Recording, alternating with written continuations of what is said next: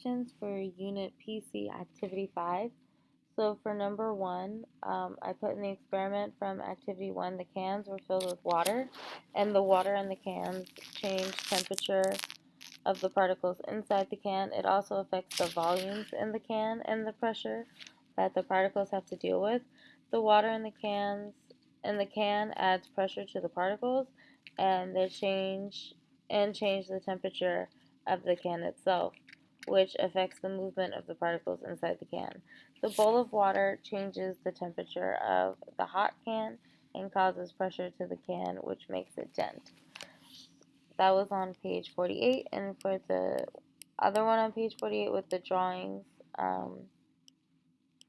this is my drawing. So this is the can when it's just with the water, and these are the water particles. This is as the can is getting hot. This is the water particles and the bowl of ice water, and this is the can while it's hot. The particles are moving rapidly, and then this is the particles of the water in the bowl and the dented can. At first, the particles are just in the can, colliding at a neutral speed.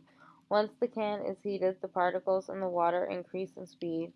The water itself also starts to steam and turn into vapor, which slowly the vapor is released from the can. The particles in the ice water in the bowl move and collide at a slow speed. The ice water in the bowl is there to cool down the hot can. In the final picture between the cold water in the bowl and the hot can and the hot water in the particles create enough pressure that they cause the can to dent.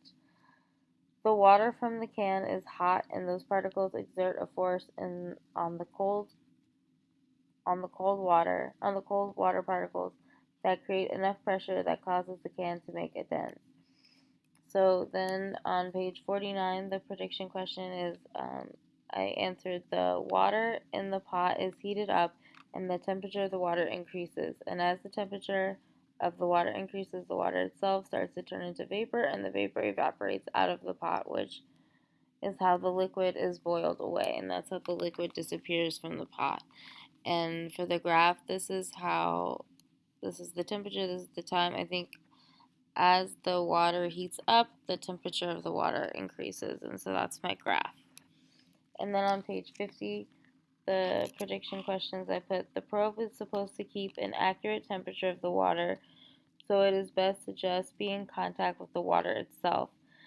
The water, as it heats up, will also heat up the glass, so if the probe is touching the glass, it will change the temperature of the probe, which will influence